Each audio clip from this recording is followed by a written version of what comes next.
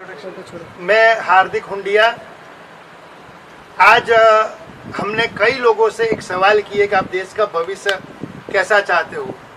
सबसे मुंह से एक ही आवाज आई, उज्जवल उज्जवल उज्जवल। तो हम तो बड़े भाग्यशाली है कि यदि पार्ला, अंधेरी, सांताक्रूज एरिया के अंदर कुर्ला तक सबसे बड़ी शायद कॉन्स्टिट्यूंसी के अंदर श्री उज्जवल निकम साहब जो आज लोकसभा का चुनाव लड़ रहे, वो उज्जवल निकम साहब आज हमारे साथ में। उज्जवल निकम साहब, आपको स्टार रिपोर्ट की ओर से आपका हार्दिक स्वागत है। बहुत बहुत धन्यवाद। देश के यशस्वी प्रधानमंत्री श्री नरेंद्र भाई मोदी के ऊपर हम सबकी नजर है, क्योंकि 500 साल के इतिहास के अंदर ऐसा वीर पुरुष पहली बार एक जन्म लिया है और जिन्होंने एक नई क्रांति राजकीय जगत में लाई है। हमारी नजर मोदी जी के ऊपर, लेकिन मोदी जी की नजर हमारे यशस्वी ऐसे एडवोकेट भाई श्री उज्जवल निकम जी, जिनको करीबन मैं 8 साल से जानता हूं, लेकिन उन्होंने जिस तरह की लड़ाई देश के लिए लड़ी है और आज उनको भी जो सिक्योरिटी नरेंद्र भाई मोदी को वो सेम सिक्योरिटी इनको, तो हम सब समझ सकते हैं कि उज्जवल निकम साहब ने कैसी लड़ाई लड़ी होगी। उज्जवल निकम साहब, आपने जो देश के लिए काम किया है, आज पहली बार ऐसा हुआ है कि हम लोगों को एक मौका मिला है कि हम आपको वोट देके वह इतना उज्जवल भविष्य के साथ जीता है कि शायद मोदी जी कह रहे 400 सीट पार, हम कह रहे 400 नहीं 401 सीट पार, और 401वीं सीट आपकी होनी चाहिए और सबसे अधिक वोटों से आप जीते। यही हमारी शुभकामनाओं के साथ आज हम आपसे मुलाकात कर रहे हैं। निकम साहब, आज तो एक वकील हो, तो आपको पॉलिटिक्स के अंदर आप कैसा लग रहा है? देखो, पॉलिटिक्स में मेरा वैसा जन्म तो 15 दिन पहले ही हुआ, लेकिन हनुमान जयंती का मेरा वैसा जन्म है और मैंने सोचा भी नहीं था कि राजनीति में आना है। लेकिन अब राजनीति में ऐसे कुछ चीज हुए कि जिसके कारण मैं ये राजनीति में आ गया। 15-20 दिन का ही वक्त था। लेकिन आपका जो सवाल है कि राजनीति में आने के कारण आपको कैसे लगता है, अभी सच कहूं या झूठ कहूं? नहीं, सच, आप झूठ कह ही नहीं सकते हो।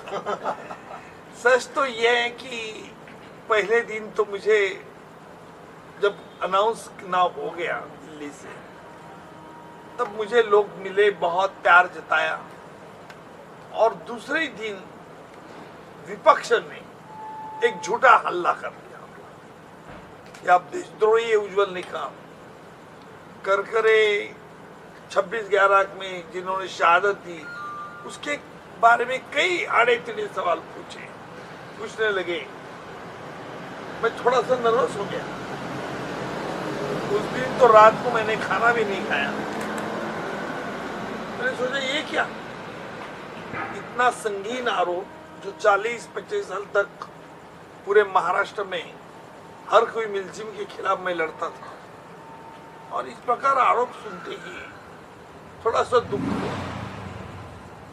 लेकिन मुझे मेरी मिसेस, लड़का, लड़की, बहू, इन्होंने समझाया कि ऐसी बातें होंगी। मोदी साहब के भी खिलाफ करते थे लोग, मोदी साहब डरे नहीं, क्योंकि वो जो आत्मविश्वास से काम करते हैं। अगर आपने कुछ गंदा किया नहीं, बुरा किया नहीं, गलत नहीं किया, तो आपको डरने की बात जरूरत नहीं। दूसरे दिन ही फिर मेरा कॉन्फिडेंस रिगेन हो गया और मैंने जोरदार बैटिंग शुरू कर दी। परिणाम ये हुआ कि कांग्रेस पार्टी ने कह दिया कि जो हमारा विपक्ष के नेता ने, महाराष्ट्र के विपक्ष नेता ने कहा है वो उसका पर्सनल ओपिनियन है, ये उन्होंने पल्ला झाड़ लिया। लेकिन मैं आपके माध्यम से कांग्रेस पार्टी को एक सवाल करना चाहता हूं। सवाल ये है, जब दुनिया आपकी आलोचना करने लगी तब आपने ये बताया कि हमारा ये ओपिनियन। क्यों भाई? आपके आदमी ने, आपके विपक्ष नेता ने, जिन हमारे पुलिसकर्मी ने शहादत दी, 166 लोगों की जान चली गई, उसके बारे में तुम्हारा एक नेता इंसल्ट करता है, तौहीन करता है। आपने देश की क्षमा मांगी? क्यों नहीं क्षमा मांगी? सवाल तो यह है कि 26/11 के हमले में अजमल कसाब ने खुद इकबाली बयान दिया, चश्मदीद गवाह ने बताया कैसा हादसा हुआ, पाकिस्तान ने कभी नकारा नहीं। लेकिन तुम्हारा नेता अगर कहता है इस तरह से झूठे गोबल्स प्रोपेगेंडा, तो कांग्रेस की जिम्मेदारी थी कि देश की क्षमा मांगे, उन जिन लोगों ने शहादत दी उनकी क्षमा मांगे, नहीं मांगी। यानी आपने जो कहा है हमारा कुछ कहना नहीं, उसका इंडिविजुअल मत है। ये फिर आप तो क्रोकोडाइल टीयर्स थे, मगरमच्छ के आंसू थे आपके। तो मैं बहुत इसकी निंदा करता हूँ, नाराजगी करता हूँ। सब देखो, जहाँ राम होंगे वह रावण भी पैदा तो होगा, और जब तक आप राम की भूमिका निभाओगे तो आपको ये रावण, ऐसे कितने भी रावण आ जाए लेकिन आपके सामने कोई विजय नहीं हो सका, ये 100% मैं कहता हूँ। और मेरी भी कांग्रेस से एक सवाल है, हमें हार्दिक भाई जैसे अभी देखो 12 बजने लगे, मेरा इंटरव्यू कितने बजे चला, रात को 12 बजे, वो 9, 8:30, 9 बजे से मेरा इंतजार कर रहे हैं। हार्दिक भाई आप जैसे प्यार करते हैं ना, इससे हमारा हौसला बुलंद होता है। साहब हम तो, आप डायमंड में रखते ही रुचि, आप डायमंड जैसे हमको शाइनिंग करते हो, इसलिए तुम आगे चलते हैं। साहब हम बड़े भाग्यशाली है कि आप रात को 12 बजे भी हमको मिले। हम तो साहब 12 बजे नहीं, पूरी रात आपके लिए खड़ा रहने के लिए तैयार हैं, इसमें कोई बड़ी बात नहीं है। लेकिन मैं देश की जनता से कहना चाहता हूं कि जिस तरह उज्जवल निकम साहब ने हम सबके लिए जो कोशिश की, देश के लिए जो लड़ाई लड़ी, आज उनको Z+ सिक्योरिटी देनी पड़ी, झेड़े। आज सोचो, इन्होंने न अपना परिवार देखा, न अपना लोगों से सिर्फ देखा तो देश के प्रति प्यार देखा, और देश किस तरह से खुशी से जिंदगी जिए।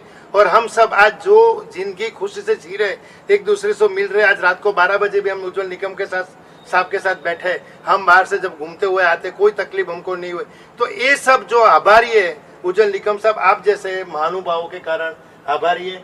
और मैं चाहता हूँ, मैं तो सभी पक्षों से विनती करता हूँ कि जिस तरह सूरत के अंदर कोई विपक्ष नहीं रहा, तो हमारे पास तो एक ऐसा अनमोल मौका है कि उज्जवल निकम साहब को सामने सब लोग इस्तीफा दे और उनको बिनहरीफ विजयी बनावे, यही मेरी दुआ है। और मतलब आप सबसे हार्दिक विनती है, और निकम साहब मिले, यही हमारे लिए बहुत बड़ी बात है। और आज रात को 12 क्या, मैं बोला साहब आप रात को पूरी रात बोलो, बैठे रहो, हम बैठे रहेंगे आपके लिए। कोई पॉलिटिक्स में रहते हुए या वकालत करते हुए से आपको कुछ लगा हो कि हम ये नहीं कर पा रहे हैं, जो कि राजनीति में आके चाह रहे हैं कि हम ये कर सकते हैं, तो कोई एक ऐसा मुद्दा कि जो कि वकालत में रहते हुए नहीं कर पाए लेकिन राजनीति में आके करना चाहते हैं? देखिए, आपने सही सवाल किया, राजनीति में मैं क्यों आया, ये एक अहम सवाल है। लेकिन जैसे मैं आज तक, मेरा इतिहास ये रहा कि मैं हमेशा मुलजिमों के खिलाफ जंग करता था। लेकिन जहां तक एक बात मैंने देखी कि आम आदमी को, पैसा को, बैंक्स को चुना लगा के कई ऐसे व्हाइट कॉलर क्रिमिनल हमारे देश से बाहर चले गए, उस देशों में रहने लगे। उन देशों से हमारा एक्सट्रेडिशन ट्रीटी है, फिर भी हम जल्द से जल्द उनको वापस ले आ सकते हैं? नहीं। आज एक्सट्रेडिशन प्रोसेस जो है वो बहुत टाइम कंज्यूमिंग हो गई, एक्सपेंसिव हो गई। मैंने सोचा कि राजनीति में आने के कारण, जहां कानून बनाने का मंदिर है यानी पार्लियामेंट, तो वो पार्लियामेंट में ऐसे हम इस पर सोच सकते हैं, कानून एक एक्सट्रेडिशन ट्रीटी में ये बदलाव ला सकते हैं। ये प्रोसेस फास्ट कैसी? क्योंकि जिस देश से हमारा गुनहगार ट्रीटी होती है, हस्तांतर कायदा होता है, तो हमारा देश हो तो होता ही है, इसलिए तो होती है। फिर भी इतना वक्त क्यों लगता है? ये एक मेरे दिल में एक मकसद था। सर, कानून जगत में आपकी बुलंद आवाज हमेशा हम देखते हैं, और अब राजनीति के अंदर, दिल्ली के अंदर मुंबई की आवाज आप पहुंचाने के लिए इसके अंदर आप रण मैदान में आ गए हैं। तो सर, आप आगे, आपका इसके अंदर क्या है उद्देश्य कि किस तरह से आप मुंबई की आवाज, जनता की आवाज आप पहुंचाएं? रश्मि जी, ये आपने जो कहा कि मुंबई एक बड़ा शहर दिखता है, लोगों को मुंबई एक अमीरी देखी है लोग।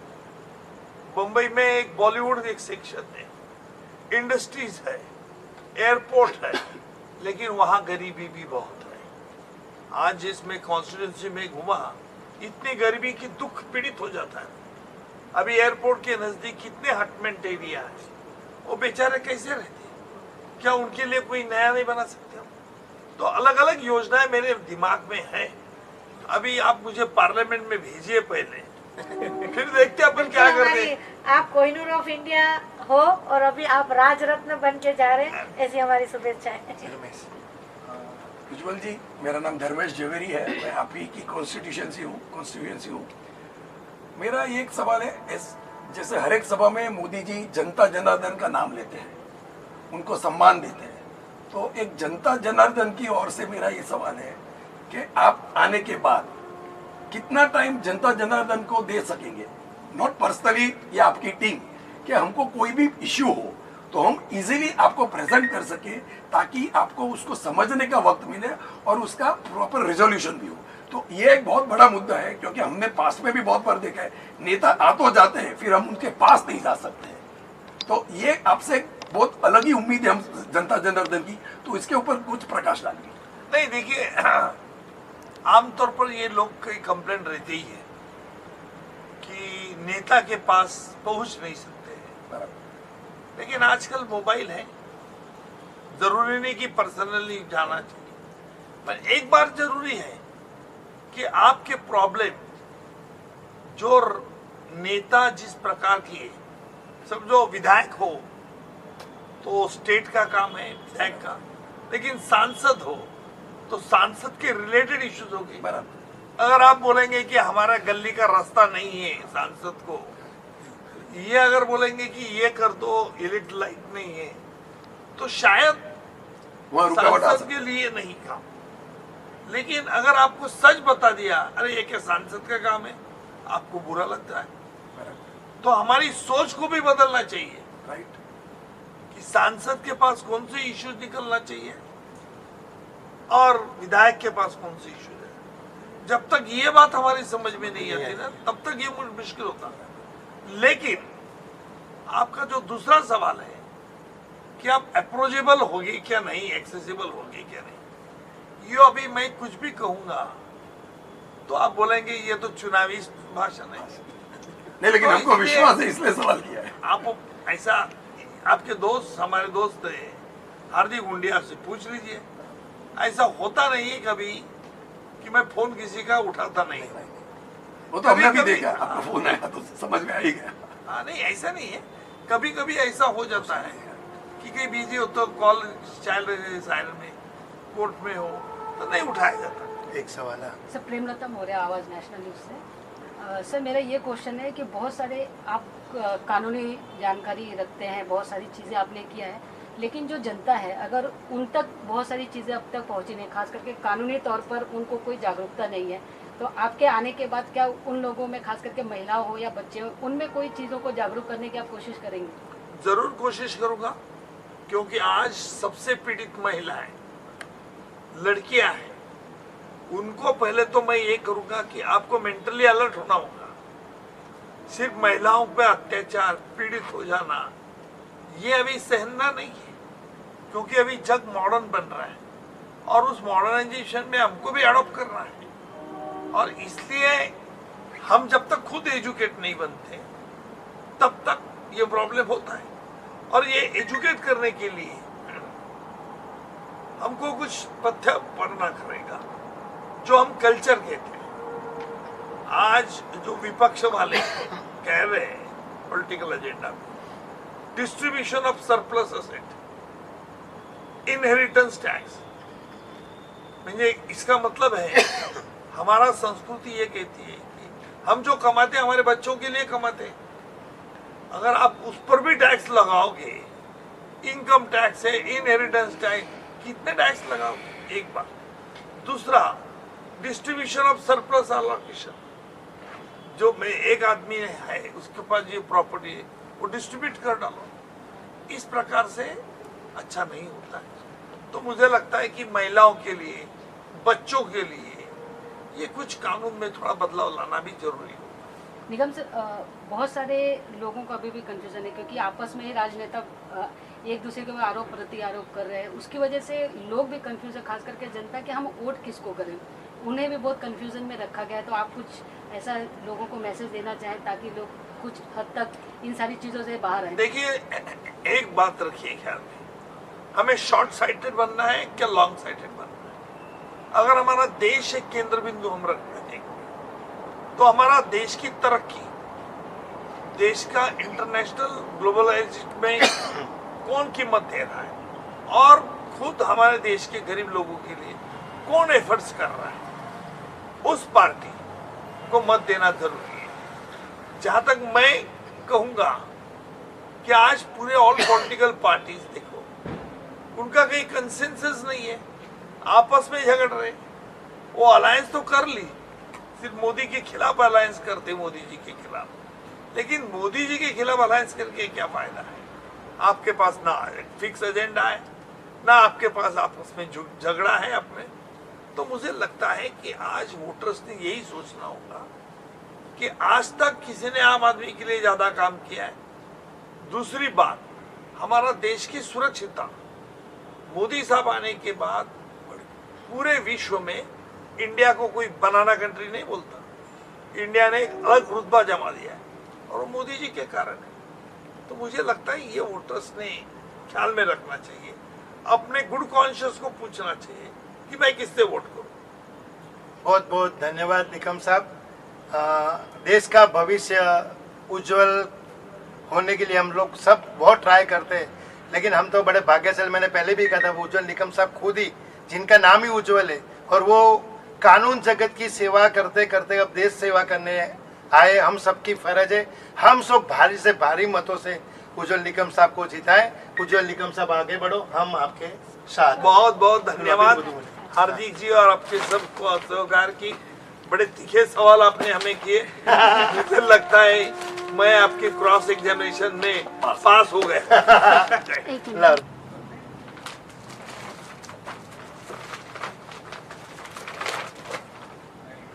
हार्दिक सर यहाँ देखिए, जय श्री राम। जय श्री राम। सर यहाँ देखना है।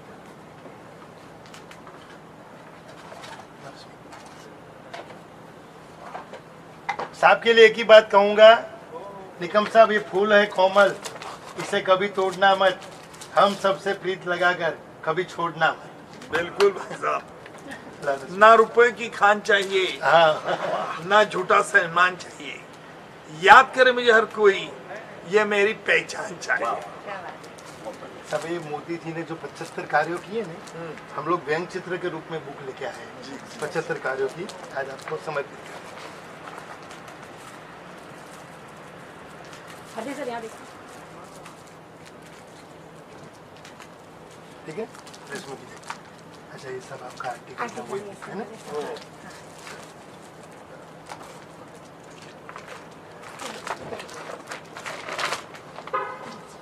सर यहाँ देखिए, यहाँ बस चल, थैंक यू। इसमें फोटो साहब लोग पता पड़ा इसे धर्मेश इसका कुछ भी काम हो सकता है, इसको पहले रखिए। सब इले पहले कोई भी काम हो, कुछ धर्मेश भी काम। हमने आप लोग लग जाना भाई साहब। नहीं, वो तो चालू ही है, स्टिल बिफोर आफ्टर कुछ भी हो, कुछ भी प्लानिंग हो, क्योंकि मैं public से- प्रेम लगता है। आजा अंजलि, जैसे बोलो विजय सर ऑलवेज बैकवर्ड इन। कल पे अभी जा धर्मेश। वैसे क्या काम क्या करते हैं आप? मैं इसलिए रिटायर डायमंड में ही है। 7 साल से, और ज्यादातर सोशल एक्टिविटी कर रहा हूँ चलो डायमंड में। कैमरा में देखिए। Yes sir. प्रेम अंजलि फटाफट हाँ सर। आ जाओ तुम लोग। सर बहुत बहुत धन्यवाद, आपको धन्यवाद। एडवांस में बधाई दे रही हूँ। मिलके इतनी खुशी हुई, सच तो ये 4 लोग हैं, जब सम्मान करे 400 लोग होंगे। स्पेशली होगा पटने से। ले कल पे साहब हाँ तो वो बाकी लग रहा है। आइए ऊपर एक मिला आइए। प्रेम हाँ सर। आओ जी, फटाफट आ जा। सब लोग एक एक बजे खड़े थे, फोटो का हक बनता है आपके साथ। आप भी कंटाले। हाँ, ये होता है पत्रकार का काम। दोनों की लाइफ इसी नहीं है। चलो। कैंडिडेट की तेरे अंजलि हाँ मेरे को आजा आजा फटाफट आजा। आप भी ले लो, ये हाँ, ले लो। कोई बुक एक मिनट बुके ले लो। हाँ, उस साइड में जाओ, उस साइड में। अंजलि उस साइड। हाँ सर, हम बुके नहीं लाए, हम वोट लेके आएंगे। कुणाल अंजलि यहाँ देखिए सर, एक बार